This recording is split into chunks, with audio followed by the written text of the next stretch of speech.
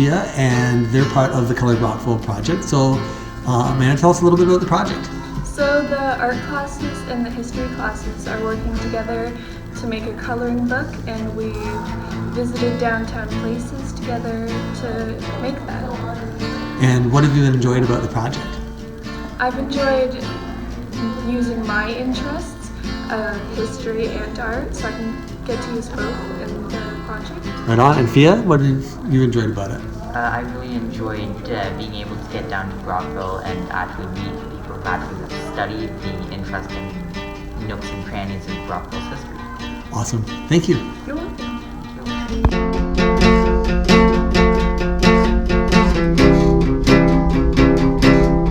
I'm here with Thomas, and he's part of the Color Brockville project here at Thousand Island Secondary School.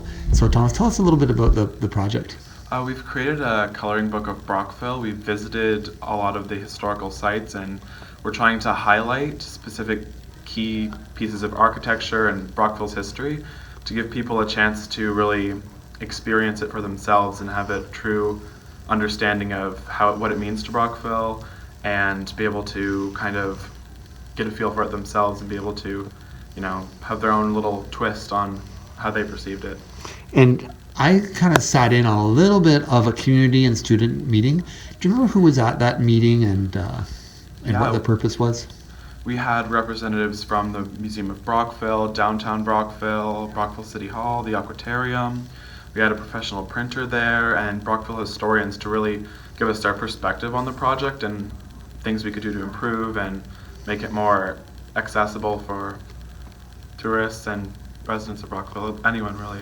And that was awesome. They were very enthusiastic about the project too. Yeah. And just you have a few pieces here. Yeah. I wonder if you could just. I wanted to really commemorate the beautiful architecture of Brockville, but give it kind of more of a personal, artistic touch to really make it more interesting and fun to color. I have a few examples. Instead of just coloring, drawing the buildings and alone, I kind of wanted to draw an element from the building and use a piece to really represent it and give it a little bit of a personal and unique flair that's really just Brockville. Awesome. And Thomas, what grade are you in? I'm in grade 9. Yeah, and who's the teacher for this project? Mrs. Scapitici. Awesome. Thank you.